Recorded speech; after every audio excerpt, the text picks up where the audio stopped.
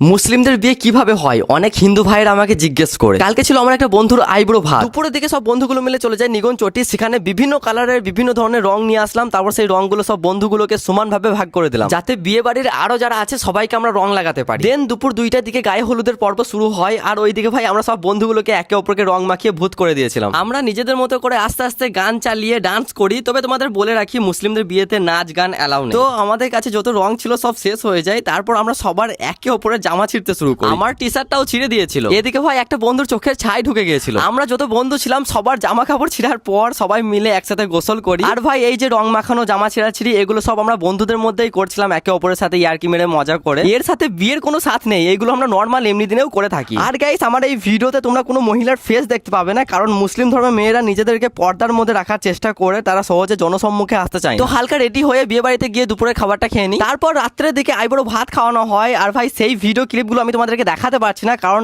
এই সময়টা আমরা পরের দিন বিয়ে বাড়িতে সেলিব্রেশন করার জন্য সোনো স্প্রে, বাজি টাজি আরো অনেক কিছু যাবতীয় জিনিস নিয়ে যাই। কালকে বিয়ে আছে, কালকে বিয়ের ভ্লগ আসবে। আর বিয়েটা হচ্ছে কাটোয়ার পাশে কোরজ গ্রামে। আর বিয়ের ভ্লগটা দেখার জন্য অবশ্যই আমার চ্যানেলটা সাবস্ক্রাইব করে রেখে দিও। Thank you so much, bye by.